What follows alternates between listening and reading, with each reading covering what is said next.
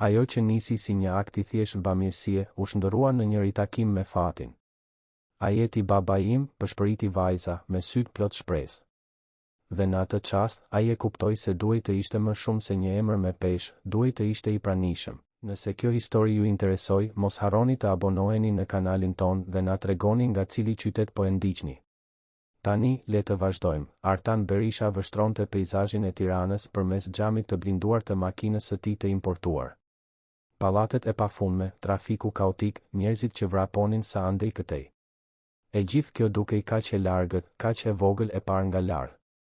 Në moshën 35 vjeçare, ai drejtonte një nga perandoritë më të mëdha të biznesit në vend, të trashëguar nga një baba që rrallëherë kishte qenë i pranishëm dhe që si trashëgimi i kishte lënë vetëm shifra në llogari bankare dhe një mbiemër që hapte çdo derë.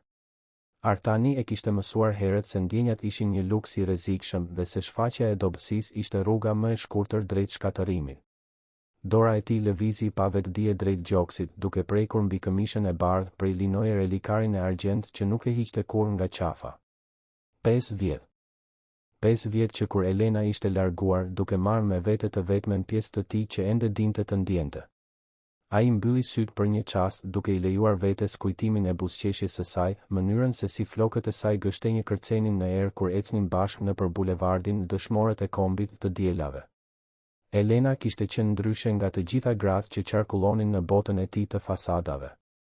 Ajo ishte mësuese, jetonte në një apartament të thjesht në Laprak, merrte urbanin çdo ditë dhe nuk i bënin përshtypje darkat në restorante të shtrenjta apo udhëtimet ndërkombëtare.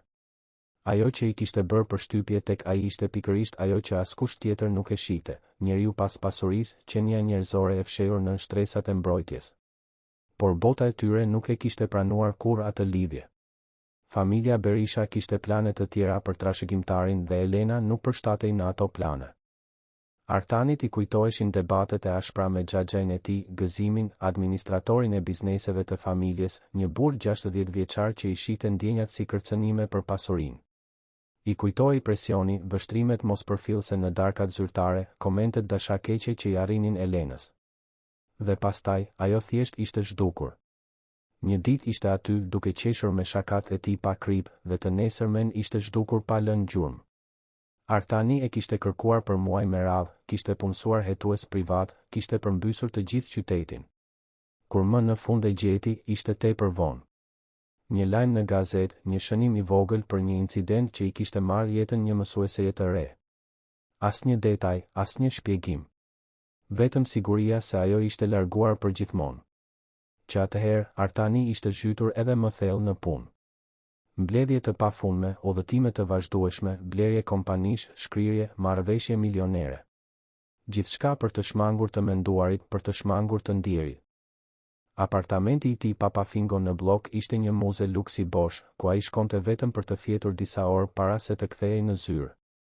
Muret e bardha pa asnjë njoll, mobiljet e dizajnit të importuar, pamja panoramike e qytetit të ndriçuar. Gjithçka perfekte, gjithçka e ftohtë, gjithçka pa jetë. Kishte dhoma që ai nuk i përdorte kurrë, një kuzhinë moderne ku askush nuk gatuante, një dhomë ndenjeje ku askush nuk qeshte. Heshtja aty ishte absolute, e thyer vetëm nga zhurma diskrete e kondicionerit dhe nga jehona e hapave të tij në mermerin italian. Nuk kishte miq, vetëm ortak. Nuk kishte familje, vetëm trashëgimtarë që prisnin radhën e tyre. Xhaxhai gëzim, kushërirat e tij interregjie, kushërinjtë e largët që shfaqeshin vetëm kur kishin nevojë për diçka. Nuk kishte jetë, vetëm ekzistencë. Një ekzistencë e shënuar nga tabela, raporte, konferenca në hotele me 5 hyje në përbodh dhe mbledhje ku të gjithë binin dakord me gjithçka që ai thoshte, jo nga respekti, por nga interesi. Artani e dinte këtë. E kishte mësuar herët të dallonte admirimin e vërtet nga lajkat e llogaritura. Dhe me kalimin e kohës, kishte mësuar gjithashtu të mos i kushtonte rëndësi ndryshimit. Ideja për të vizituar jetimoren kishte lindur papritur gjatë një mbledhjeje me ekipin e përgjegjësisë sociale të kompanisë. Dikush përmendi rëndësinë e projekteve sociale për të përmirësuar imazhin e korporatës, për të forcuar markën në treg dhe për të treguar angazhim ndaj komunitetit, dhe Artani e dëgjoi veten duke thënë se do të bënte një vizitë personale. Nuk e dinte saktësisht pse pranoi. Ndoshta ishte lodhja e të jetuarit në një flusk, ose ndoshta një pjesë e tij, shumë e vogël dhe pothuajse e mbytur, ende kërkonte një qëllim përtej shifrave në tabela. Makina parkoi përballë një ndërtese të vjetër në lagjen Ali Demi. Shtëpia e fëmijës, Shpresa, nuk ishte lloji i vendit që Artani frekuentonte. Fasada kishte nevojë për lyerje, porta e hekurt kërciste kur hapej dhe kopshti i vogël në hyrje ishte plot me lodra të improvizuara të bëra me materiale të ricikluara. Ai zbriti nga makina duke rregulluar xhaketën gri të errët, duke u ndier i huaj në atë skenar kaq të ndryshëm nga universi i tij prej xhami dhe çeliku. Ferdinandi, asistenti i tij personal, një burr 40 vjeçar që e shoqëronte prej një dekade, ecte pranë tij. Ishte ai që organizonte jetën e Artanit, që filronte telefonatat, që i mbante njerëzit në distancën e duhur. Ferdinandi njihte çdo detaj të rutinës së shefit, çdo zakon, çdo heshtje të ngarkuar me kuptim.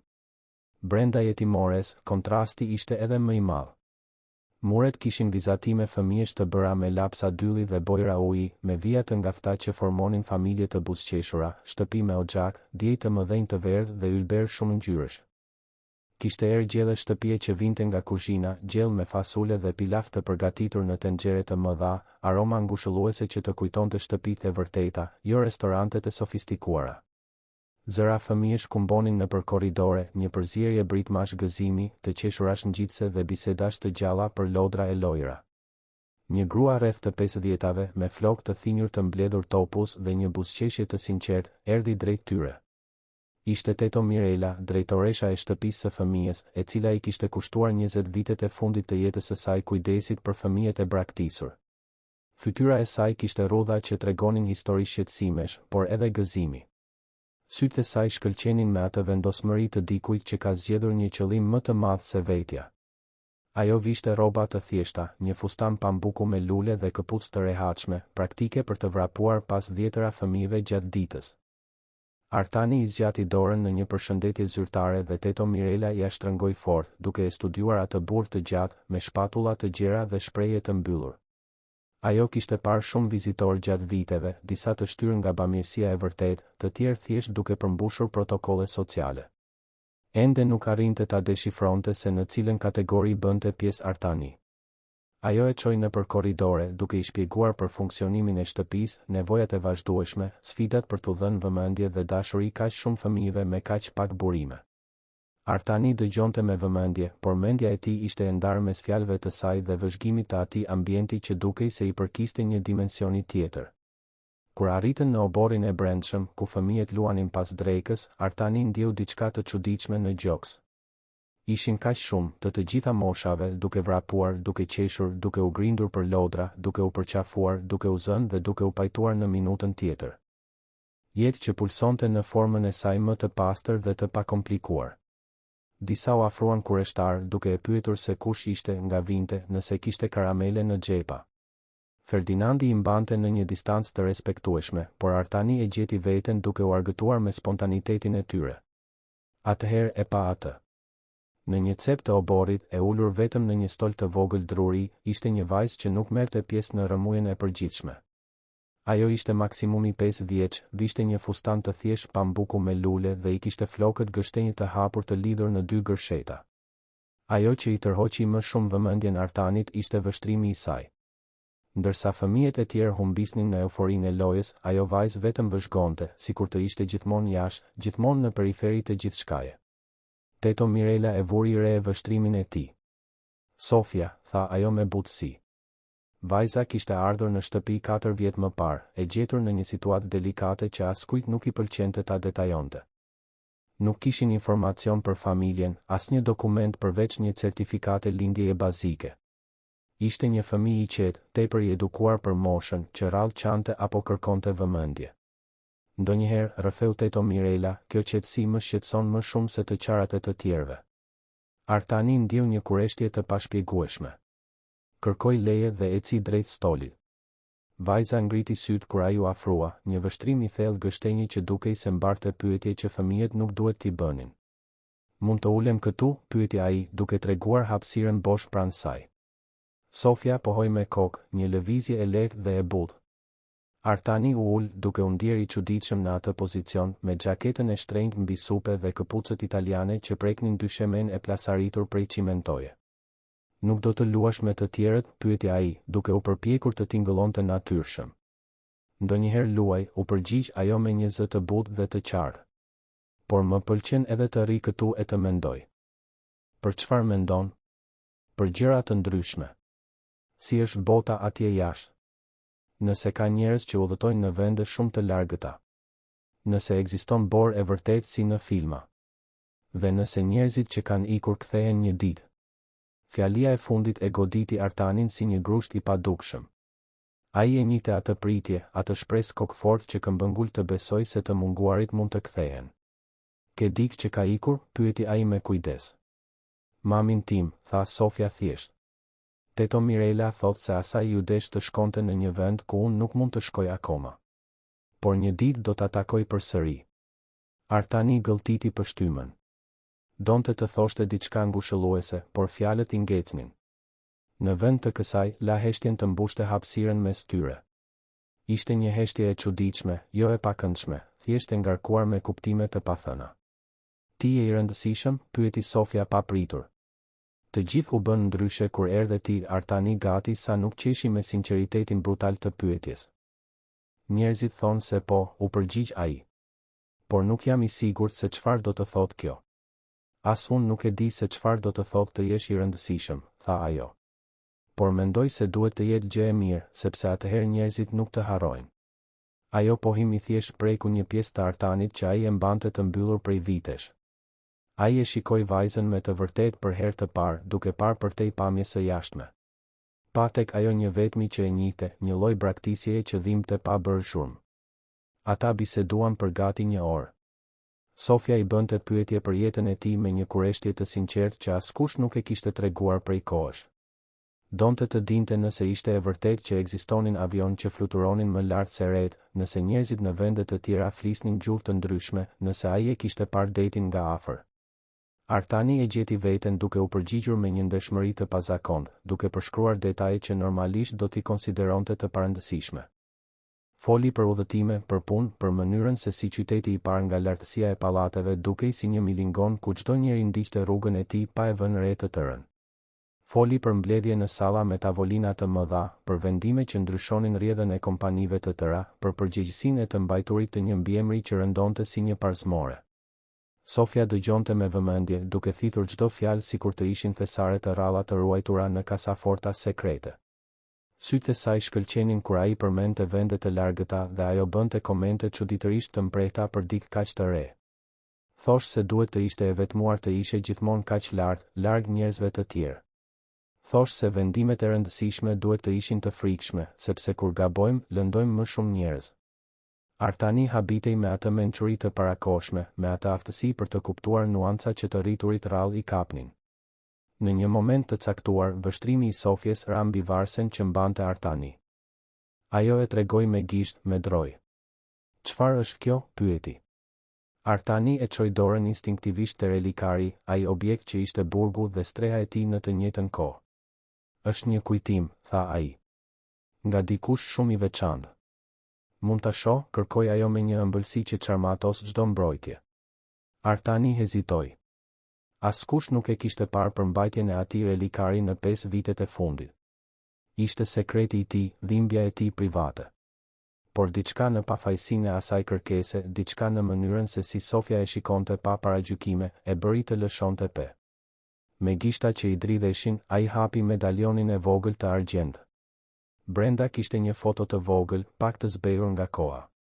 Elena buzëqeshte në imazh, me flokët e lëshuar në erë, sytë që i shkëlqenin me atë dritë që vetëm ajo e kishte.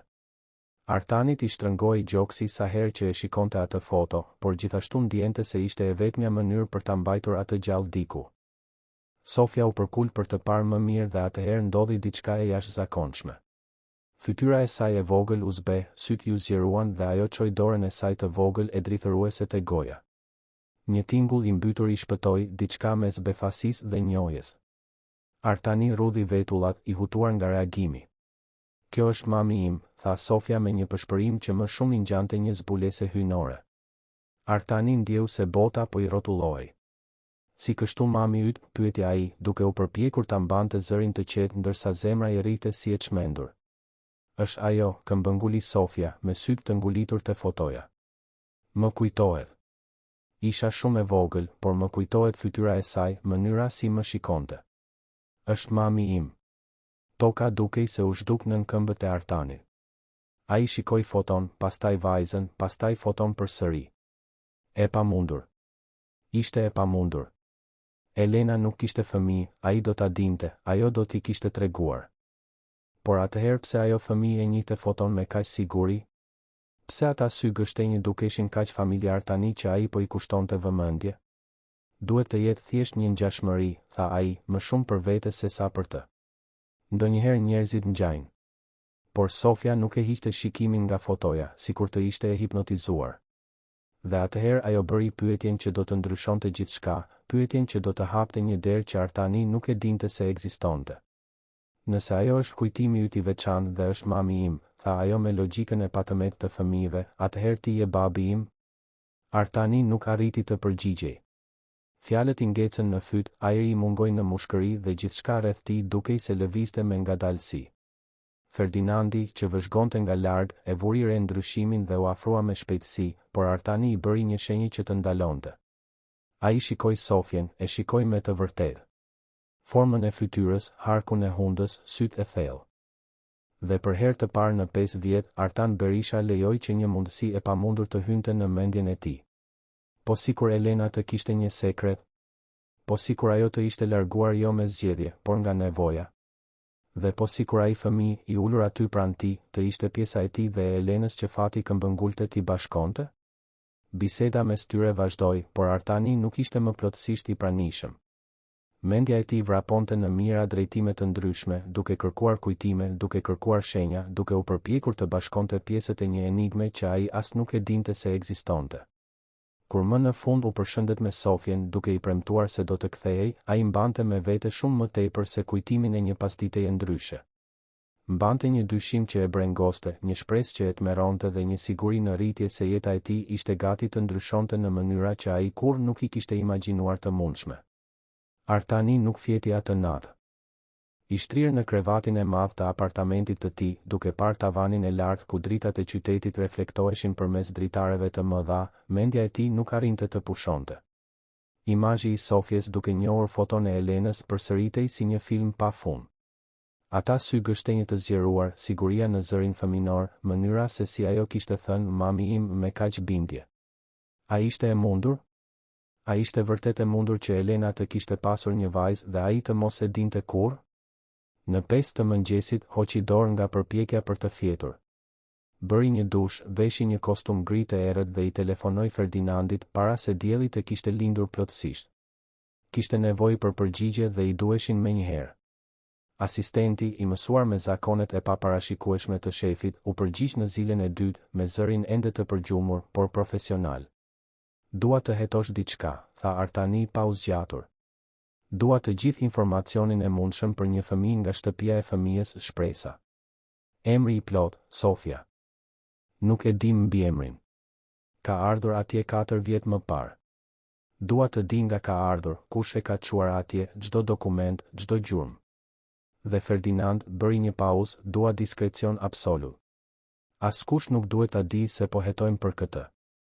Nga ana tjetër e linjës, Ferdinandi qëndroi në heshtje për disa sekonda, duke përpunuar kërkesën e pazakonur. U kuptua, zoti Artan. Do të filloj menjëherë. Mund të pyes për arsyen e hetimit? Artani hezitoi. Ferdinandi ishte besnik, punonte me të prej 10 vitesh, i njihte sekretet e tij dhe nuk i kishte zbuluar kurrë. Por kjo ishte ndryshe. Kjo prekte një pjesë të tij që gjithmonë e kishte mbajtur të mbyllur. Është personale, u përgjigj më në fund. Shumë personale. Orët në vijim ishin torturuese. Artani u përpoq të përqendrohej në punë, por raportet para tij dukeshin të shkruara në një gjuhë tjetër. Nënshkroi dokumente pa i lexuar vërtet, ra dakord me propozime në mbledhje pa i kushtuar vëmendje, injoroi telefonata të rëndësishme. Sekretarja e tij, Kristina, një grua efikase rreth të 40-tave që i organizonte agjendën prej vitesh, e vuri re se diçka ishte ndryshe, por e dinte kur nuk duhej të bënte pyetje. Rreth orës 11 të mëngjesit, Ferdinandi hyri në zyrë duke mbajtur një dosje diskrete. Fytyra e tij kishte një shprehje serioze që Artani e njihte mirë. Ishte shprehja e dikujt që kishte zbuluar diçka të rëndësishme, ndoshta shqetësuese. Kam gjetur disa informacione paraprake, filloi Ferdinandi duke u ulur në karrigen përballë tavolinës së xhamit. Vajza Sofia është regjistruar në shtëpinë e fëmijës, shpresa saktësisht 4 vjet e 2 muaj më parë. U gjet nga një punonjëse sociale në një situatë braktisjeje. Personi që kujdesej për të deri atëherë kishte ndëruar jetë së fundmi dhe nuk kishte të afërm të tjerë të njohur. Artani ndjeu zemrën t'i rrite më shpejt.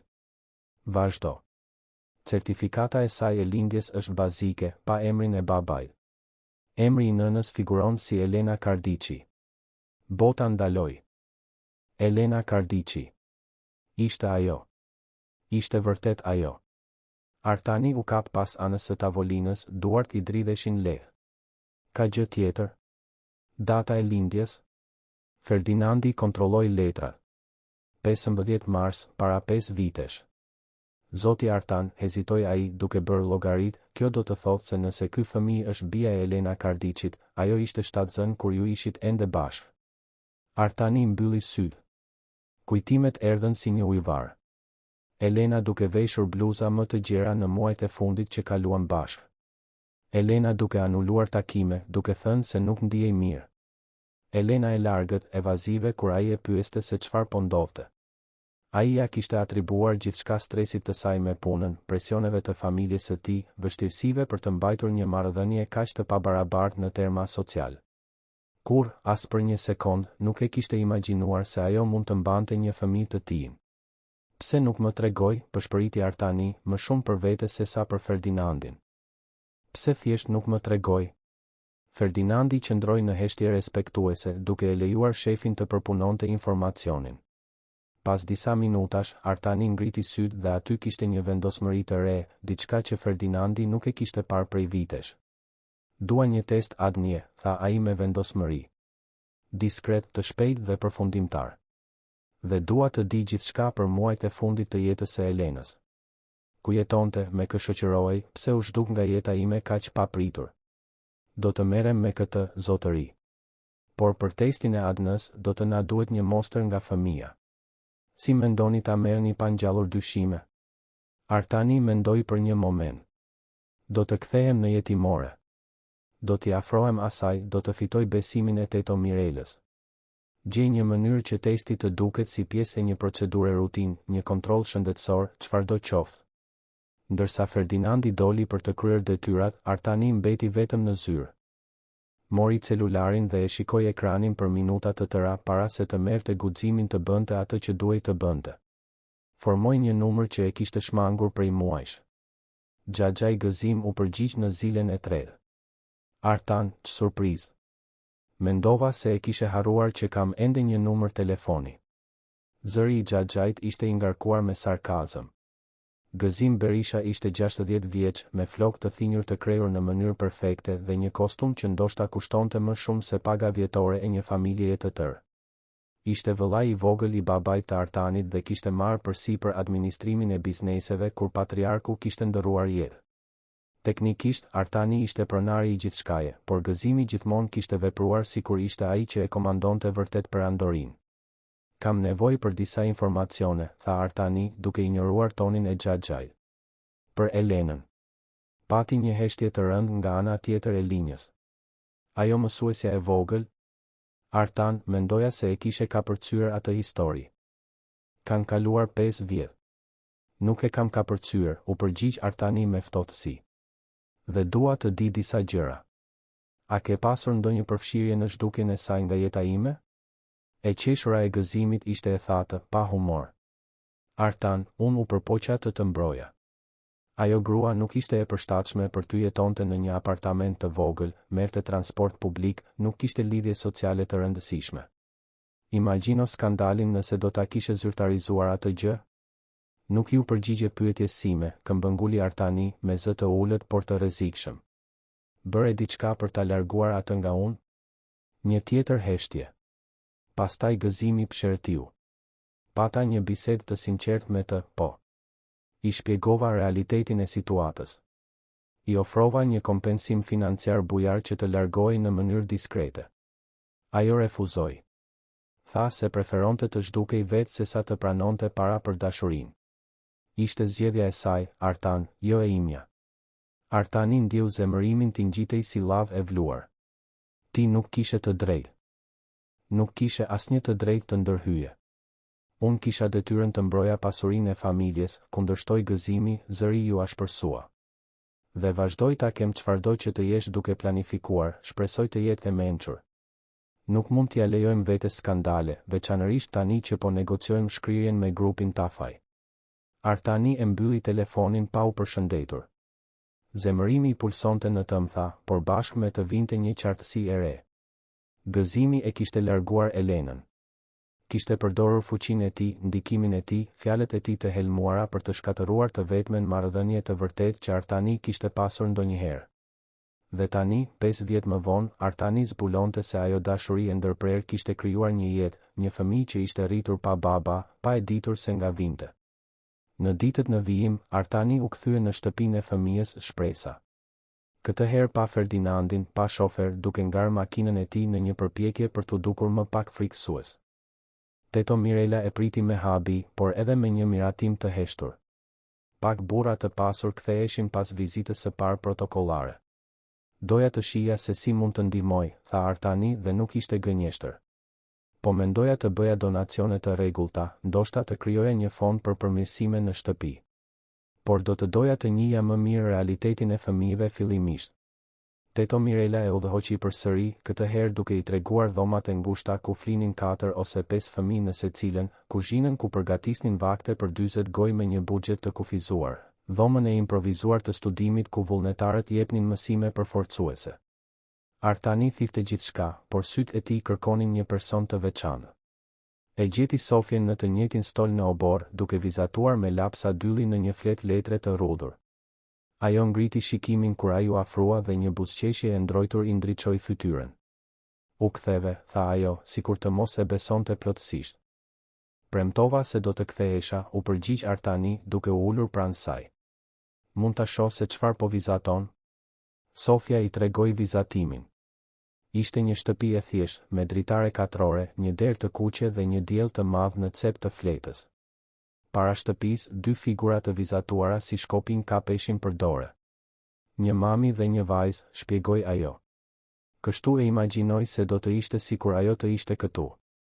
Artani ndjeu një nyj në fy. Dhe si mendon se do të ishte? Ajo mendoi për një moment, lapsi portokalli I ndalur në ajër. Mendoj se do të bënim gjëra bashkë. Të gatuanim, të shinim filma, të bisedonim para se të flinim. Fëmijët e tjerë këtu thonë se mamat I bëjnë këto gjëra.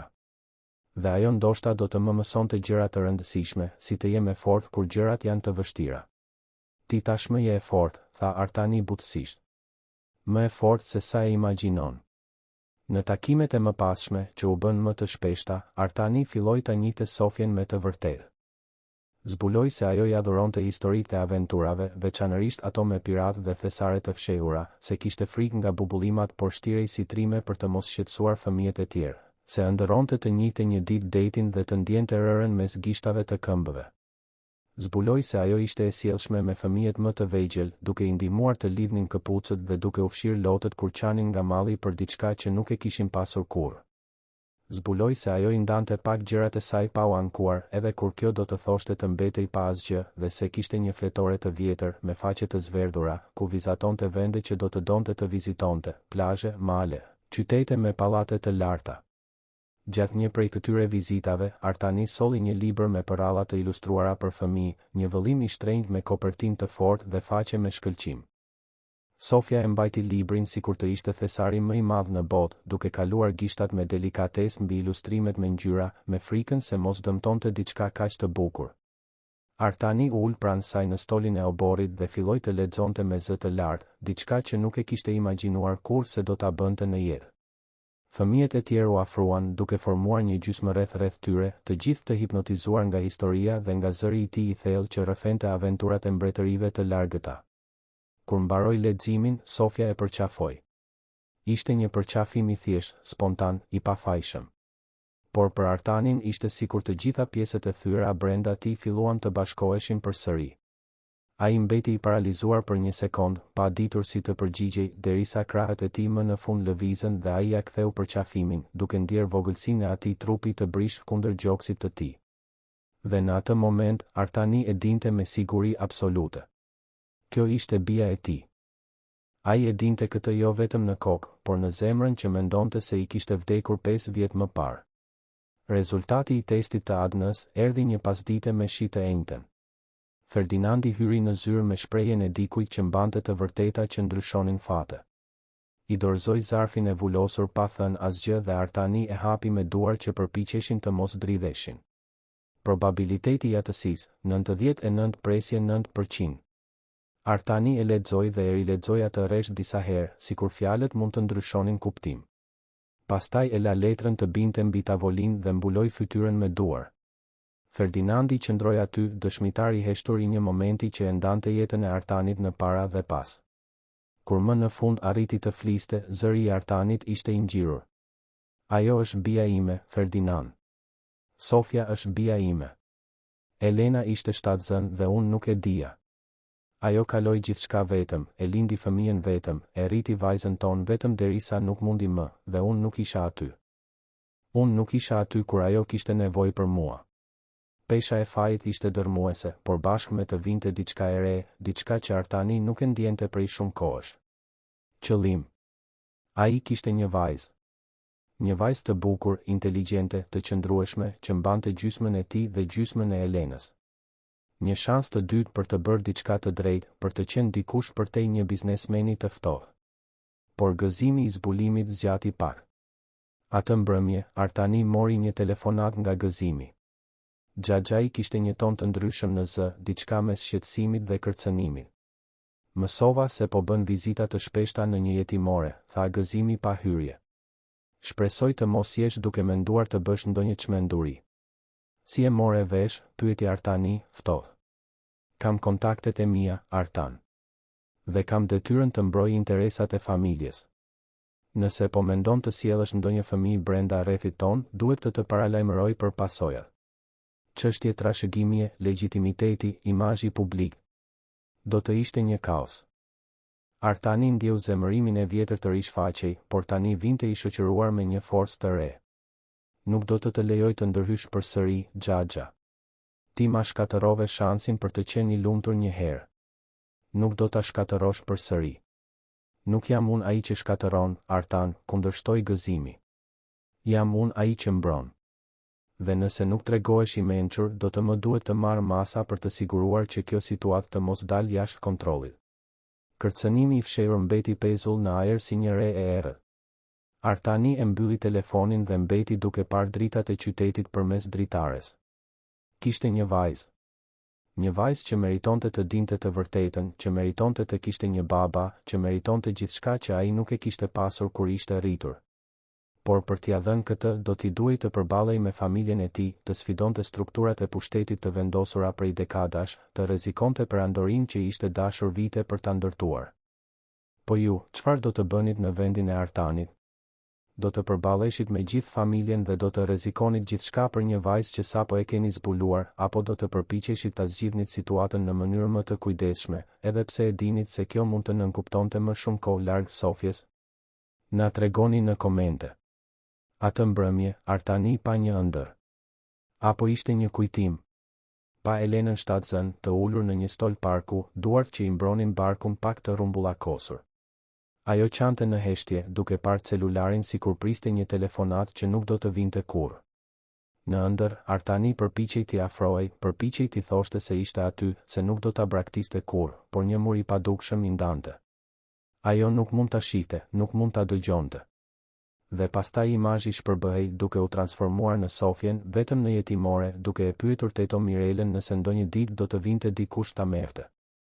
U zgjuaj djersitur, me zemrën që I rrite fort, me sigurinë absolute se nuk mund të humbiste më kohë. Elena tashmë e kishte paguar çmimin e ndërhyrjes së gëzimit.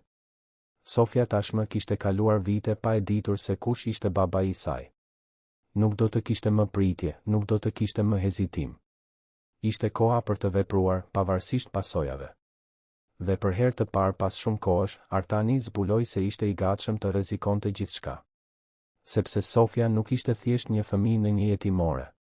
Ishte gjaku i tij, e ardhmja e tij, shpengimi i tij. Ishte prova e gjallë se dashuria mes tij dhe Elenës kishte qenë e vërtetë, kishte krijuar diçka të çmuar, diçka që meritonte të mbrojej me çdo kusht. Të nesërmen në mëngjes, Artani u zgjua me një plan të formuar në mendjen e tij. Nuk do të ishte e lehtë dhe sigurisht nuk do të ishte e shpejtë, por ai do të bënte gjithçka që ishte e nevojshme për ta sjellë Sofien në shtëpi. Në shtëpinë që ajo meritonte të kishte, plot dashuri, siguri dhe prani. Një shtëpi ku ajo kurrë më nuk do të duhej të pyeste veten nëse dikush do të kthehej për ta marrë. Por ndërsa Artani merrte këtë vendim, forca kundërshtare tashmë lëviznin në hije. Gëzimi nuk ishte njeri që pranonte humbje dhe kishte burime të mjaftueshme për t'ia bërë jetën Artanit shumë të komplikuar. Ai tashmë po bënte telefonata, po bisedonte me avokat, po studionte mënyra për të vënë në dyshim atësinë, për të vështirësuar çdo proces birësimi, për të përdorur makinën e familjes Berisha për ta mbajtur atë fëmijë pikërisht aty ku ishte, larg trashëgimisë, larg mbiemrit, larg gjithçkaje. Betejë që do të vinte do të ishte intensive dhe çmimi mund të ishte i lartë. Por Artani ishte gati. Për herë të parë në 5 vjet, ai kishte diçka për të cilën ia vlente të luftonte. Kishte një arsye për të zgjuar në mëngjes që shkonte përtej tabelave dhe mbledhjeve. Kishte një vajzë për të shpëtuar, një të vërtetë për të zbuluar dhe një dashuri për të nderuar, edhe pse me vonesë. Dhe asgjë, absolutisht asgjë, nuk do ta pengonte të përmbushte këtë mision. Ditët në vijim u shënuan nga një urgjencë që Artani nuk e kishte ndier kurrë as në bizneset më të rëndësishme. Zgjoi para agimit, rishikonte dokumente ligjore mbi proceset e birësimit, studionte çdo detaj të legjislacionit shqiptar, konsultoi me avokatët më të mirë të së drejtës familjare në vend. Por sado që përgatitej në fushën ligjore, e dinte se betejë e vërtetë do të zhvillohej në një territor tjetër, atë emocional. Ferdinandi kishte sjellë të reja nga hetimi i së kaluar së Elenës. Kishte gjetur një fqinje të vjetër të saj, Teto Luljetën, një zoni 70 vjeçare që jetonte në të njëjtin pallat të thjeshtë në Laprak ku kishte jetuar Elena. Gruaja kishte pranuar të bisedonte dhe Artani shkoi atje një pasdite të martën, pa njoftuar familjen, pa marrë truproja, vetëm ai dhe Ferdinandi në makinë. Lagja ishte krejtësisht e ndryshme nga bota e Artanit. Rrugë të ngushta, shtëpi të ngjitura me njëra tjetrën, fëmijë që luanin top në rrugë, era e gjellës së shtëpisë që dilte nga dritaret e hapura, fqinj që bisedonin në trotuare. Aty, askush nuk e dinte se kush ishte ai, askush nuk i përkulej mbiemrit të tij. Ishte çuditërisht çliruese. Teto Luljeta i priti në një apartament të vogël, por të pastër pa asnjë njoll, me mobilje të vjetra dhe foto familjare në muret e zverdhura nga koha. Kishte erë livandoje dhe kafeje të freskët. Ajo u shërbeu kafe turke të sapo zier dhe biskota shtëpie që shkrieshin në gojë. Artani vuri re se duart e saj dridheshin lehtë kur shërbente, jo nga nervozizmi, por nga vitet që i rëndonin. Ajo e studionte Artanin me sy të mprehtë që shinin përtej paraqitjes, përtej kostumit të shtrenjtë dhe këpucëve prej lëkure italiane. Shihte burrin pas biznesmenit, djalin e humbur pas trashëgimtarit. Ti e burri i fotos, tha ajo pa u zgjatur, zëri i saj kishte atë autoritet natyral të grave që kanë rritur fëmijë vetëm dhe u kanë mbietuar kohërave të vështira. Elena kishte një foto të ndërruajtur në një kuti druri, bashkë me disa shënime të vjetra dhe një shami që thoshte se mbante erën tënde. Nuk ja tregonte askujt, por unë e pash një herë kur shkova ta ndihmoja të rregullonte gjërat pasi u dobësua shumë. Ishte e sëmur, e di? Shumë e sëmur. Dhe shumë e vetme për dikë që mbante kaq shumë dhimbje. Artani ndjeu gjoksin t'i shtrëngoi. E sëmur si? Teto Luljeta pshërtiu, duke përzier kafen ngadalë. Ajo nuk më tregoi kur tamam, por dukej. Dobësoi, lodhej, e kishte të vështirë të merrte frym. I ofroja ndihmë, por ishte tepër krenare për ta pranuar. Thosh se do t'ja dilte vetë, se gjithmonë ja kishte dalë. Kur zbulova se ishte shtatzën, u tmerrova. Si do të kujdesej për një foshnjë në atë gjendje? Artani mezi i merrte frym. Dhe çfarë ndodhi? Ajo e lindi vajzën, Sofien. Por u bë gjithnjë e më keq pas lindjes. Unë e ndihmoja kur mundesha, i çoja ushqim, rria me foshnjën disa orë që Elena të pushonte. Por nuk mjaftonte. Ajo kishte nevojë për trajtim, për ilaçe të shtrenjta, për kujdes që nuk mund ta paguante. Teto Luljeta fshiu një lot që i rrifte. Një ditë më kërkoi një nder. Më tha se nëse i ndodhte diçka, unë duhet ta çoja vajzën në një vend të sigurt, ku mund të kujdeseshin për të. Ja dhash fjalën, por u luta që të mos më duhej ta mbaja kurrë. Por të është dashur, plotësoi Artani me zë të ngjirur. Po. Elena u përkeqësua shumë shpejt. Kur e kuptova seriozitetin e situatës, ishte tepër vonë për të bërë diçka. Ajo u largua dhe unë mbeta me një foshnjë disa muajshe në krah. Nuk kisha kushte ta rrisja vajzën, pensioni im mezi më dilte për vete. Kështu që kërkova shërbimet sociale. Ishte gjëja më e vështirë që kam bërë ndonjëherë në jetë, të dorëzoja atë fëmijë duke e ditur se nëna e saj kishte vdekur vetëm, pa personin që donte pranë. Artani mbuloi fytyrën me duar. Pse nuk më kërkoi? Pse nuk më tregoi për shtatzënin, për sëmundjen? Teto Luljeta e shikoi me një përzierje keqardhjeje dhe qortimi. Ajo tha se kishte provuar. Tha se të kishte telefonuar disa herë, të kishte dërguar mesazhe, madje kishte ardhur deri te zyra jote një herë. Por kur nuk arriti të fliste me ty, gjithmonë kishte dikë që e bllokonte, duke i thënë se ishe i zënë, se nuk doje të shqetësonin. Ajo e kuptoi mesazhin. Mendoj se ti kishe vazhduar jetën, se nuk doje më asgjë me të. Faji e goditi Artanin si një grusht në stomak. Gëzimi. Kishte qenë gëzimi duke filtruar telefonatat, duke bllokuar kontaktet, duke ndërtuar një mur mes tyre. Dhe Elena, krenare dhe e sëmur, e kishte interpretuar heshtjen si refuzim. Kishte vdekur duke menduar se ai nuk interesoi, se e kishte braktisur. Ajo të donte shumë, e di, vazhdoi butësisht Teto Luljeta. Fliste për ty deri në fund. Thosh se ti ishe një njeri i mirë i bllokuar në një botë të keqe. Se shpresonte që një ditë ti të gjeje lumturinë që meritoje. Dhe bënte çmos të thoshte se vajza kishte sytë e tu, mënyrën tënde serioze të parit të gjërave. Artani nuk arriti t'i mbante lotët. Ishin 5 vjet dhimbje e ndrydhur, faji akumuluar, mundësi të humbura. Ferdinandi, me diskrecion, shikoi anash, duke i dhënë privatësi në atë moment dobësie. Kur më në fund arriti të përmblidhej, Artani kapi dorën e rrudhur të Teto Luljetës. Faleminderit që u kujdese për të. Për të dyja. Unë nuk isha aty kur duhej të isha, por do ta rregulloj këtë tani. Do ta sjell vajzën time në shtëpi, do t'i jap asaj gjithçka që Elena donte që ajo të kishte. Teto Luljeta ja shtrëngoi dorën. Ajo e meriton, ajo vajzë. Meriton të ketë një baba të vërtet, jo vetëm një emër në një letër. Shpresoj të jesh i përgatitur për këtë, sepse të jesh baba është shumë më tepër se të japësh rehati materiale. Është të jesh i pranishëm çdo ditë, në momentet e mira dhe të këqija. Po mësoj, u përgjigj Artani me ndershmëri. Dhe do të vazhdoj të mësoj, për aq kohë sa të jetë e nevojshme. Kur dolën nga apartamenti i Teto Luljetës, Artani ishte i transformuar. Faji ende rëndonte, por tani vinte i shoqëruar me një vendosmëri të hekur. Elena kishte vdekur vetëm për shkak të ndërhyrjeve të familjes së tij, për shkak të një sistemi që vlerësonte më shumë statusin social se sa dashurinë e vërtetë. Sofia ishte rritur pa baba për të njëjtat arsye. Por kjo do të mbaronte tani. Kur u kthye në apartamentin e tij, Artani gjeti një surprizë të pakëndshme. Gëzimi ishte aty, i ulur rehat në divanin e dhomës së ndenjes, sikur të ishte pronari i vendit.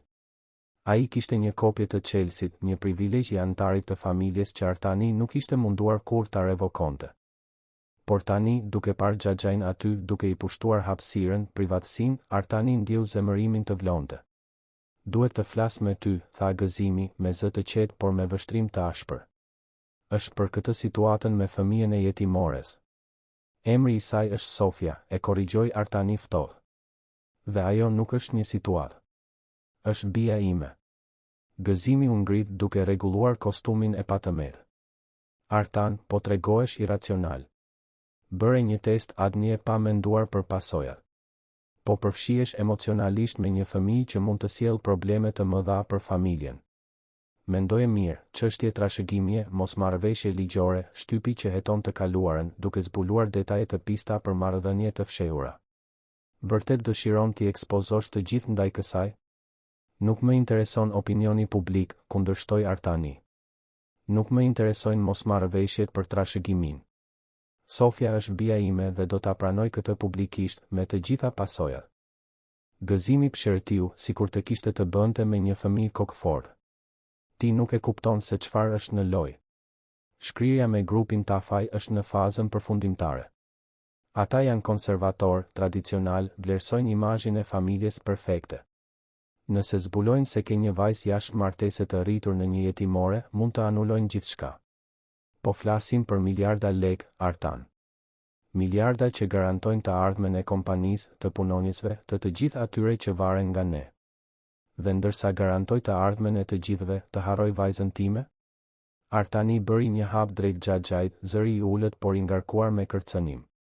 Ndërsa mbroi imazhin e familjes, të lë një fëmijë 5 vjeçar të rritet pa baba, duke përsëritur ciklin që na shkatërroi? Jo, Xhaxha gëzim. Këtë herë jo. Po bën një gabim, paralajmëroi gëzimi. Dhe kur ta kuptosh, mund të jetë tepër vonë për t'u kthyer pas. Gabimin e kam bërë tashmë, u përgjigj Artani. E bëra kur lejova që ti dhe gjithë kjo strukturë e kalbur të ndërhynit në jetën time, në marrëdhënien time, në dashurinë time. Nuk do ta bëj përsëri. Gëzimi shkoi drejt derës, por para se të dilte, u kthye për herë të fundit. Do të bëj ç'është e mundur për të mbrojtur familjen, Artan. Me ose pa bashkëpunimin tënd. Mbaje mend këtë. Kur Xhaxhai doli, Artani u ul rënd në divan. E dinte se gëzimi nuk bënte kërcënime boshe. Ai kishte pushtet, lidhje, burime për të krijuar pengesa që do ta bënin procesin e marrjes së Sofjes jashtëzakonisht të vështirë. Por Artani kishte diçka që gëzimi nuk e kishte, të vërtetën, të drejtën për të qenë baba dhe një dashuri që, megjithse e vonuar, ishte e sinqertë. Të nesërmen, Artani u kthye në shtëpinë e fëmijës, Shpresa. Këtë herë, kërkoi një bisedë private me teto Mirelën. U ulën në zyrën e saj të vogël, një dhomë e ngushtë plot me letra, formular dhe foto të fëmijëve që kishin kaluar tashmë nëpër shtëpi. Duhet të tregoj diçka, filloi Artani dhe pastaj i tregoi gjithçka. Për Elenën, për marrëdhënien që kishin pasur, për ndërhyrjen e familjes, për testin e ADN-s, për zbulimin se Sofia ishte bia e tij. Teto Mirela e dëgjoi në heshtje, fytyra e saj kalonte nëpër shprehje të ndryshme, habi, mirëkuptim, shqetësim. Kur ai mbaroi, ajo qëndroi e qetë për një moment të gjallë. Pastaj pëshertiu thellë. E dija se kishte diçka të veçantë mes jush të dyve. Mënyra se si ajo të shikonte ty, si ti e shikoje atë. Ishte ndryshe nga vizitorët e tjerë. Por kjo i komplikon gjërat, Artan. E di, pranoi ai. Por dua të bëj gjën e duhur. Dua ta njoh Sofjen si bien time, t'i jap emrin tim, mbiemrin tim, mbrojtjen time. Dua që ajo të dalë nga këtu dhe të vijë të jetojë me mua, të ketë gjithçka që meriton të ketë. Dhe je i përgatitur të jesh baba? Pyeti teto Mirela, me sytë të ngulitur tek ai. Sepse nuk ka të bëjë me dhënien e gjërave materiale. Sofia ka nevojë për prani, për vëmendje, për dikë që të jetë aty kur ajo zgjohet me makthe, kur ka dyshime, kur thjesht ka nevojë për një përqafim. A mund të jesh ti ai dikush? Do të mësoj, tha Artani me bindje. E di që nuk jam përgatitur për këtë, që fëmijëria ime ishte e zbrazët nga afeksioni. Por dua të jem ndryshe. Dua të jem babai që ajo meriton, jo babai që unë pata. Teto Mirela pohoi ngadalë me kokë. Atëherë le të fillojmë procesin. Por dije se nuk do të jetë i shpejtë. Ka burokraci, vlerësime, vizita nga punonjës social. Dhe kryesisht ka Sofjen. Ajo duhet të jetë gati për këtë ndryshim, duhet të kuptoj se çfarë po ndodh, duhet ta doj edhe ajo këtë. E kuptoj, ra dakord Artani. Dhe dua të bëj gjithçka në mënyrën e duhur, duke respektuar kohën e saj, duke u siguruar që ajo të ndihet e sigurt në çdo hap. Në ditët që pasuan, Artani shtoi frekuencën e vizitave. Tani shkonte në jetimore pothuajse çdo ditë, ndonjëherë në mëngjes para punës, ndonjëherë pasdite, ndonjëherë në fund të ditës. Sillte libra, lodra të thjeshta, por kryesisht sillte praninë e tij. Ulej me Sofjen në stolin e oborrit, dëgjonte historitë e saj, u përgjigjej pyetjeve të saj të pafundme, i mësonte gjëra për botën. Një pasdite, ndërsa vizatonin bashk, Sofja bëri një pyetje që ja ndaloi zemrën Artanit. Do të më birësosh? Artani lëshoi lapsin me ngjyrë që mbante. Pse e pyet këtë? sepse ti vjen këtu çdo ditë. Dhe teto Mirela tha se ndonjëherë të rriturit vinë për të byrsuar fëmijë. Ti për këtë ke ardhur? Artani mori frym thellë. Kishte planifikuar të priste momentin e duhur për ta bërë këtë bisedë, por fëmijët kishin një mënyrë për t'i detyruar të vërtetat në kohën e tyre, jo në tonën. Sofia, filloi ai me kujdes, të kujtohet kur pe foton në varsën time dhe the se ishte mami yt? Ajo pohoi me kokë, sytë e mëdhenj të ngulitur tek ai. Ajo grua, Elena, ishte shumë e veçantë për mua. Ne e donim shumë njëri tjetrin. Dhe ti kishe të drejtë, ajo ishte mami yt. Artani bëri një pauzë duke zgjedhur fjalët. Dhe kjo do të thotë se unë jam babai yt. Babai yt i vërtet, jo thjesht dikush që do të byrsoj. Ti je bia ime, Sofia. Vajza qëndroi shumë e qetë duke përpunuar informacionin. Atëherë ti je babi im i vërtet, siç thon fëmijët e tjerë? Po, pikërisht. Dhe unë nuk e dija këtë derisa të takova ty, po ta dija, do të kisha ardhur të merrja shumë më herët. Por tani që e di, dua të marr në shtëpi me mua, dua të kujdesem për ty, dua të jem babai që ti gjithmonë ke merituar të kesh. Sofia shikoi duart e saj të vogla, gishtat ende të njollosur me lapsa dylli. Dhe nëse unë do të jetoj me ty, do të më duhet të thëras baba? Mund të më thërasësh si të ndihesh rehat, tha Artani butësisht. Nuk ka nxitim për asgjë. Mund të shkojmë ngadalë në kohën tënde. Vajza mendoi për një moment të gjatë. Pastaj ngriti sytë dhe aty kishte lot, por edhe shpresë. Mund të vazhdoj të thëras Artan për momentin? Derisa të mësohem me iden? Sigurisht që mundesh, u përgjigj ai, zëri i dridhej. Mund të më thërasësh Artan për aq kohë sa të kesh nevojë. Sofia ju hodh në krah dhe Artani e përqafoi fort, duke ndier lotët e saj t'i lagnin këmishën e shtrenjtë. Në atë përqafim ishte gjithë koha e humbur, gjithë dhimbja e akumuluar, por edhe gjithë premtimi i një të ardhmeje ndryshe. Një të ardhme ku ajo vajzë nuk do të ishte më fëmia i vetmuar i stolit të oborit, por bia e dashur që më në fund kishte gjetur vendin e saj në bollë. Kur u ndan, Sofia fshiu lotët me kurrizin e dorës, duke lënë njolla lapsash dylli në fytyrë. Artani buzëqeshi dhe nxori një shami të pastër nga xhepi, duke i pastruar butësisht fytyrën e saj të vogël. Ishte një gjest i thjesht, atëror, natyral. Lloji i gjestit që ai kur nuk e kishte imagjinuar se ishte i aftë ta bënte me kaq butësi. Artan, tha ajo, duke testuar emrin në gjuhë sikur të ishte i ri, do të më marrësh nga këtu? Do të marr, premtoi ai. Por do të duhet pak kohë. Ka letra për të nënshkruar, njerëz për të biseduar, gjëra për të përgatitur. Por unë të premtoj se do të dalësh nga këtu dhe do të vish të jetosh me mua. Do të jemi një familje e vërtetë. Dhe do të kem një dhomë vetëm timen? Me krevat e gjithçka? Pyetja kaq e thjesht, kaq bazike, ja theu zemrën Artanit. Do të kesh një dhomë të madhe, tha ai, zëri i dridhej. Me krevatin që do të zgjedhësh ti, lodra, libra, gjithçka që do të duash. Dhe do të kesh diçka shumë më të rëndësishme, do të kesh një baba që do të jetë aty çdo ditë, që do të çojë në shkollë, që do të dëgjojë historitë e tua, që kur më nuk do të lërë të ndihesh vetëm. Atë natë, kur u kthye në apartamentin e tij bosh, Artani nuk e ndiu heshtjen shtypse si zakonisht. Sepse tani ajo heshtje kishte një datë skadence. Së shpejti, ata korridore do të kumbonin me hapa të vegjël, me të qeshura fëmijësh, me pyetje pa fund. Papafingoja luksoze më në fund do të transformohej në një shtëpi të vërtetë. Dhe ai, biznesmeni i ftohtë që kishte ndërtuar mure rreth zemrës, më në fund do t'ia lejonte vetes të ndjente. Të ndjente dashurinë që Elena kishte mbjellë tek ai vite më parë, të ndjente përgjegjësinë e të qenit baba, të ndjente gëzimin e frikshëm të pasurit dik që varri plotësisht prej tij, jo përpara, por për afeksion. Artani hapi relikarin për herë të parë pas shumë kohësh pa ndier vetëm dhimbje.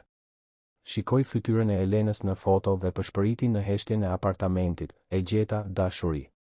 E gjeta vajzën tonë. Dhe do të kujdesem për të siç do të ishe kujdesur ti, do ta dua për ne të dy. Premtoj se këtë herë nuk do të dështoj. Dhe atë natë, për herë të parë në 5 vjet, Artani fjeti në paqe, i përkundur nga siguria se më në fund kishte gjetur qëllimin e tij. Nuk ishte të ndërtonte perandori apo të grumbullonte pasuri. Ishte babai që Sofia meritonte, të nderonte kujtimin e Elenës dhe të provonte se dashuria, edhe kur ndërpritet, mund të rilindë në forma që kur nuk i kemi imagjinuar të mundshme. Javët në vijim ishin një mal me emocione dhe pengesa. Artani nisi zyrtarisht procesin e njohjes së atësisë dhe kujdestarisë së Sofjes, duke punësuar ekipin më të mirë ligjor të specializuar në të drejtën familjare. Por siç e kishte parashikuar, gëzimi nuk qëndroi duar kryq. Xhaxhai mobilizoi avokatët e tij, duke vënë në dyshim vlefshmërinë e testit të ADN-s, duke ngritur dyshime mbi aftësinë e Artanit për të qenë baba, duke argumentuar se një burr beqar, i dhënë pas punës dhe pa përvojë me fëmijë, nuk ofronte një mjedis të përshtatshëm. Betejë u intensifikua kur gëzimi shkoi përtej manovrave ligjore. Ai përdori kontaktet e tij në shtyp për të mbjellë artikuj që sugjeronin se Artani po kalonte një krizë emocionale, se vendimi i tij ishte fryti një krize të moshës së mesme, se po vinte në rrezik për andorinë familjare për një teke. Titujt ishin mizor, trashëgimtari miliarder kërkon të birësoj fëmijë nga jetimorja në një atësi të dyshimt, ekzekutivi në krizë kërkon shpengim përmes birësimit të diskutueshëm. Artani i lexonte artikujt me një përzierje zemërimi dhe neverie. Por ajo që e shqetësonte më shumë nuk ishte imazhi i tij. Ishte efekti që kjo mund të kishte mbi Sofjen. Ajo ishte ende në jetimore, e mbrojtur nga stuja mediatike, por për sa kohë? Një mëngjes, Ferdinandi hyri në zyrë me një shprehje të zymë. Zoti Artan, duhet të bisedojmë. Gëzimi po përpiqet të përdorë shkrirjen me grupin Tafaj si levë. Po thot aksionerëve minoritar se vendimi juaj për të marrë një vajzë jashtë martese po ndikon në negociata, se familja Tafaj mund të heqë dorë nga marrëveshja. Dhe po heqin, pyeti Artani, me zë të qetë pavarësisht tensionit. Ferdinandi hezitoi. Ka zëra. Patriarku i familjes Tafaj njihet për vlerat e tij konservatore. Por kam kontakte atje brenda dhe e vërteta është se shkrirja është më e avancuar se sa pranon gëzimi. Anulimi tani do t'u kushton të shtrenjtë të dyja palëve. Artani pohoi ngadalë me kokë. Atëherë gëzimi po bën blofin. Po përdor frikën për të më kontrolluar. Në thelb, po. Ishte në atë moment që Artani mori një vendim vendimtar. Nuk do të luante më lojën e gëzimit, nuk do të fshihej më apo të vepronte në hije. Ishte koha të pranonte të vërtetën publikisht me të gjitha pasojat. Thiri një konferencë shtypi, diçka që rrallë e bënte, dhe i lajmëroi të gjithë familjen Berisha se priste praninë e të gjithëve. Dita e konferencës erdhi një mëngjes me diell të premten. Salla e eventeve të hotelit më luksos të Tiranës ishte plot me gazetar, fotograf, kamera televizive. Familja Berisha zinte rreshtin e parë, gëzimi me shprehje të mbyllur, kushërirat me burrat e tyre kureshtar, kushërinjtë e largët që rrallë shfaqeshin. Të gjithë donin të dinin se çfarë kishte për të thënë trashëgimtari që justifikonte kaq shumë bujë. Artani u ngjit në skenë i veshur me një kostum gri të patëmet, por pa kravatë. Ishte një zgjedhje e qëllimshme, një shenjë se ishte aty jo si CEO i kompanisë, por si një njeri gati të zbulonte të vërtetën e tij. Mori frym thellë dhe filloi. Mirëdita të gjithëve. E thira këtë konferencë sepse ka një histori që duhet të tregohet dhe duhet të tregohet nga unë, me fjalët e mia, pa shtrembërime apo spekulime. Ai bëri një pauzë, duke parë drejt për drejt në kamera. 5 vjet më parë, humba gruan që doja. Elena Kardici ishte mësuese, jetonte në Laprak, në Tiranë, dhe ishte personi më i vërtet që kam njohur ndonjëherë. Marrëdhënia jon ishte sekrete sepse familja ime nuk e miratonte. Ajo nuk vinte nga e njëjta botë si unë, nuk kishte lidhjet e duhura, mbiemrin e përshtatshëm. Artani e pa gëzimin të lëvizte i parehatshëm në karrige, por vazhdoi pa mëshirë. Ajo që unë nuk e dija, ajo që askush nuk ma tregoi, ishte se Elena ishte shtatzën kur u zhduk nga jeta ime. Ajo u përpoq të më kontaktonte, por u pengua nga njerëz që mendonin se e dinin se çfarë ishte më e mira për mua. Zëri i tij u ashpërsua. Njerëz që vlerësonin më shumë paratë se sa dashurinë, më shumë imazhin se sa të vërtetën. Elena e rriti vajzën ton vetëm, ndërsa luftonte me një sëmundje që në fund i mori jetën. Kur u largua, bija jon ishte vetëm disa muajshe. U dërgua në shtëpinë e fëmijës Shpresa, ku u rrit pa e ditur se kush ishte babai i saj, pa e ditur se kishte një familje, pa e ditur se ishte e dashur edhe para se të lindte. Salla ishte në heshtje të plotë. Artani mund të dëgjonte klikimet e aparateve fotografike, zhurmën e kamerave, por asnjë zë. Disa javë më parë, fati më çoi në atë jetimore. Dhe atje, në një rastësi që disa do ta quanin mrekulli, gjeta bijën time. Sofia është 5 vjeç, ka sy gështenjë që janë njësoj si të nënës së saj dhe një zemër të pastër që meritonte shumë më tepër se sa jeta i ka dhënë deri tani. Bëra një test ADN. Ajo është bija ime. Kjo nuk është spekulim, nuk është krizë emocionale, nuk është teke. Është fakt, është e vërtetë. Është drejtësi e vonuar. Artani shikoi drejt për drejt gëzimin. Dhe do ta njoh ligjërisht, do t'i jap emrin tim, mbiemrin tim, mbrojtjen time dhe dashurinë time. Do ta sjell në shtëpi, aty ku gjithmonë duhej të kishte qenë. Një gazetar ngriti dorën. Zoti Berisha, ka zëra që thonë se ky vendim mund të ndikojë në bizneset tuaja, veçanërisht në shkrirjen me grupin Tafaj. Artani buzëqeshi, por ishte një buzëqeshje pa humor. Nëse grupi Tafaj apo çdo partner tjetër biznesi vlerëson më shumë paraqitjet se sa karakterin, atëherë nuk jam partner që unë dua. Bija ime nuk është një problem për t'u fshehur. Është një bekim për t'u festuar. Dhe çdo person apo kompani që nuk e kupton këtë nuk meriton të jetë pjesë e botës sime. Po familja juaj, zoti Berisha, pyeti një tjetër gazetare. A e mbështesin ata vendimin tuaj? Artani shikoi rreshtin e parë. Familja ime do të duhet të vendosë se çfarë vlerësojnë më shumë, gjakun që na bashkon apo paratë që na ndajnë. Por pavarësisht zgjedhjes së tyre, e imja tashmë është bërë. Sofia është prioriteti im tani. Gjithçka tjetër vjen më pas. Pas konferencës, ndërsa gazetarët ende përpunonin deklaratat bombastike, gëzimi e ndaloi në prapasken. Sa po shkatërrove vite pune, tha ai, zëri i dridhej nga zemërimi i përmbajtur. Shkrirja mund të mos ndodh, aksionerët do të vënë në dyshim aftësinë tënde drejtuese, shtypi do të bëj fest me familjen tonë. Le të bëhet, u përgjigj Artani me qetësi. Kalova 5 vjet duke ndërtuar një perandori boshe, xhaxha. 5 vjet duke grumbulluar para që nuk më bënin të lumtur, pushtet që nuk më plotësonte, sukses që nuk do të thoshte asgjë. Sot, për herë të parë që kur Elena u largua, ndjej se po bëj diçka që ka vërtet rëndësi. Je një budalla romantik, i pështyu fjalët gëzimi. Një lloj si baba yt. Artani buzëqeshi dhe këtë herë buzëqeshja ishte e sinqertë.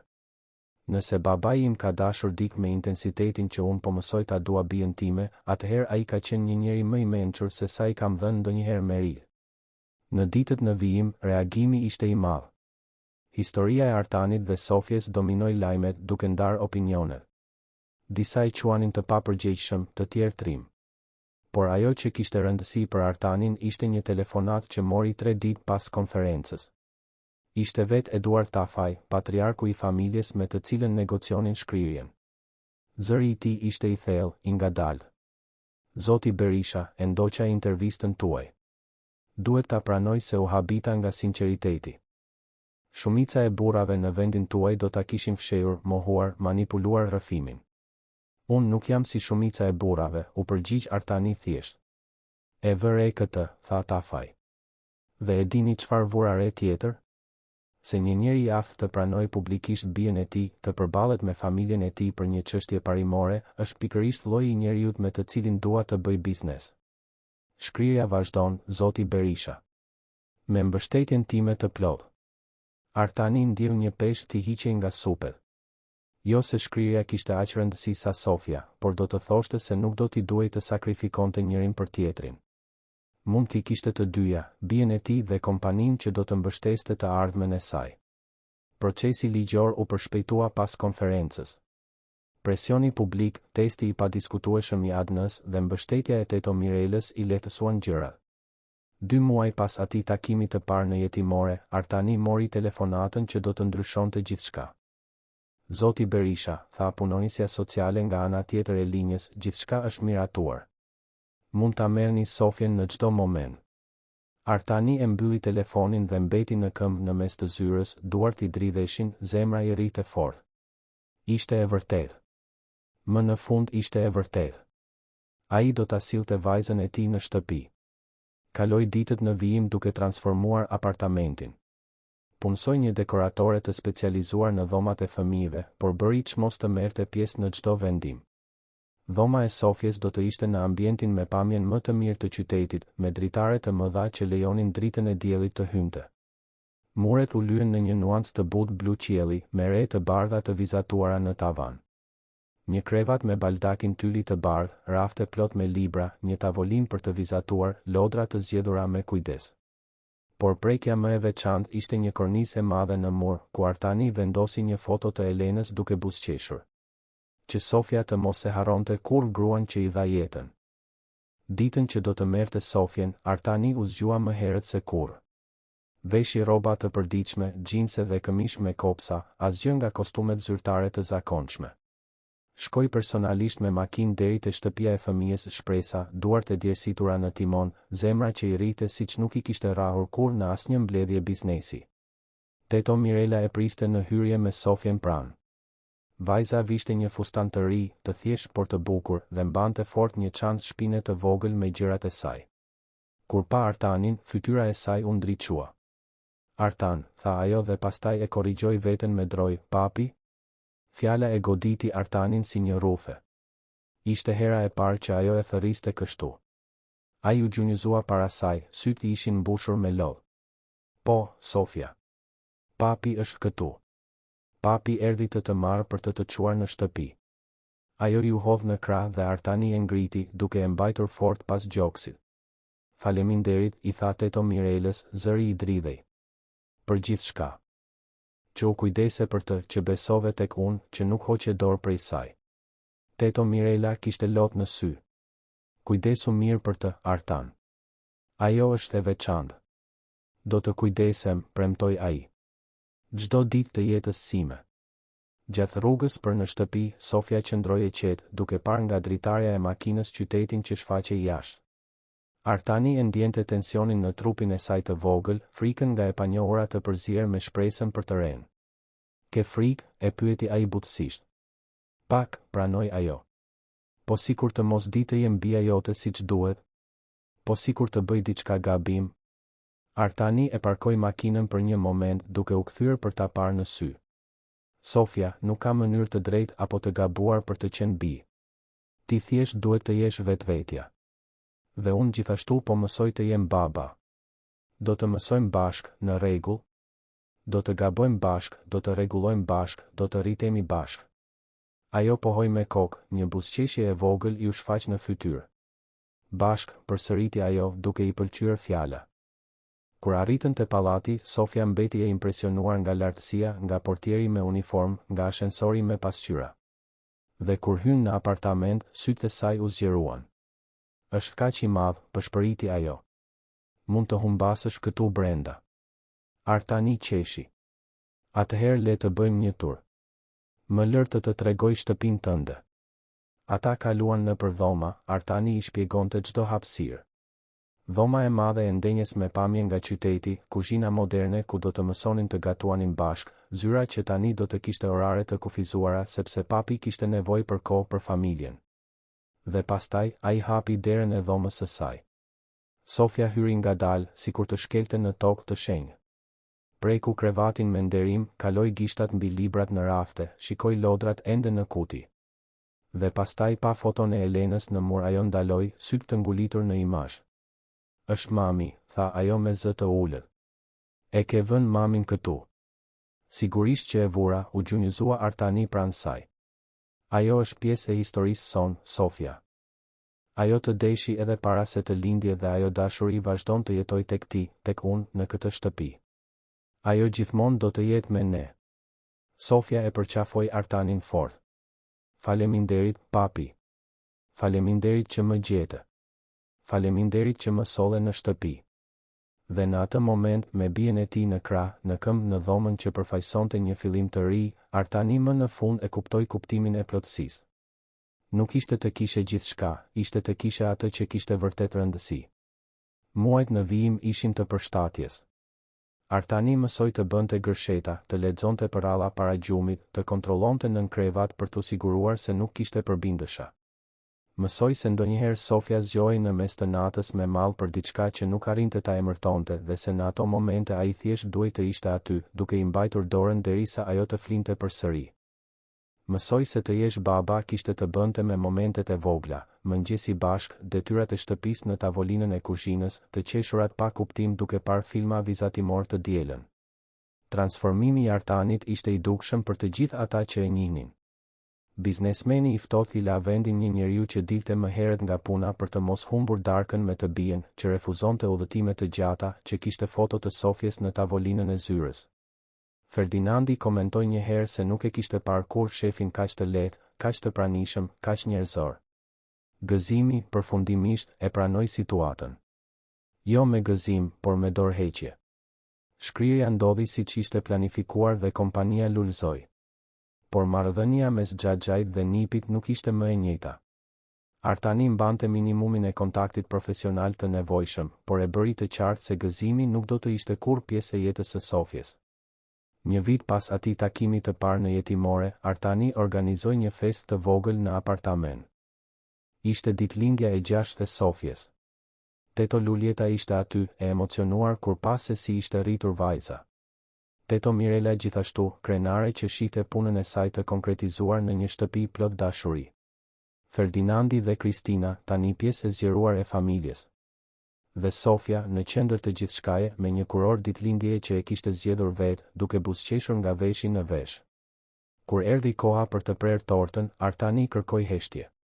Dua të bëj një dolli, tha ai, duke ngritur një gotë me lëng rrushi, pasi nuk kishte alkool në një festë fëmijësh. Një vit më parë, unë isha një njeri i humbur. Kisha gjithçka në terma material, por asgjë në terma të asaj që ka vërtet rëndësi. Dhe pastaj të gjeta ty, Sofja. Bia ime, drita ime, shansi im i dytë. Ai e shikoi atë, syt i shkëlqenin.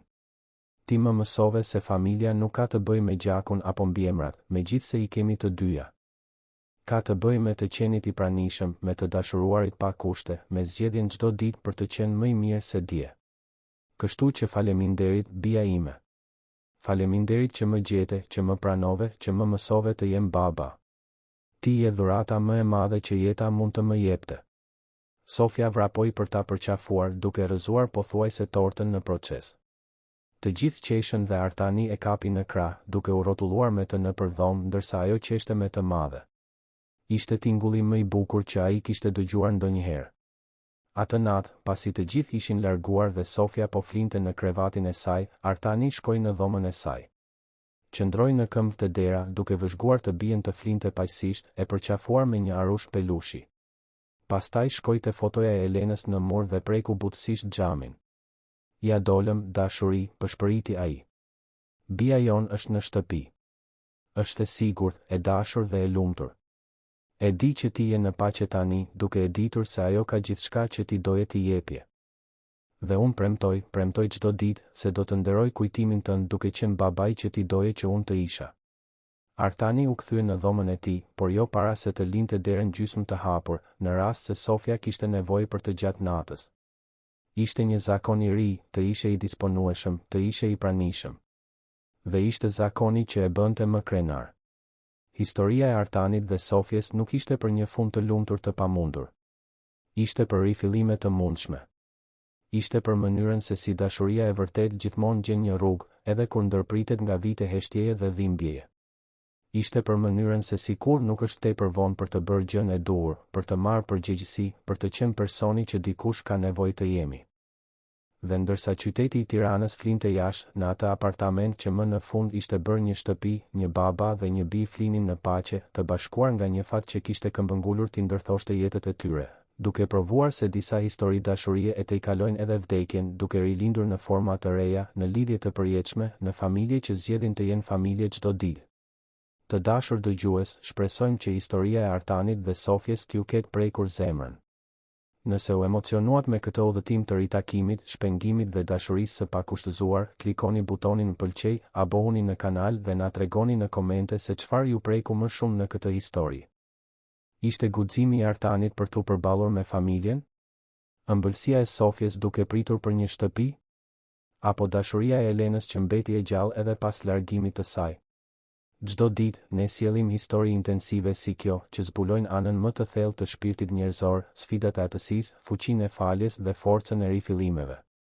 Ju presim në episodin e ardhshëm me një tjetër rrëfim që do të luajë me emocionet tuaja dhe do t'ju bëjë të reflektoni mbi atë që ka vërtet rëndësi në jetë.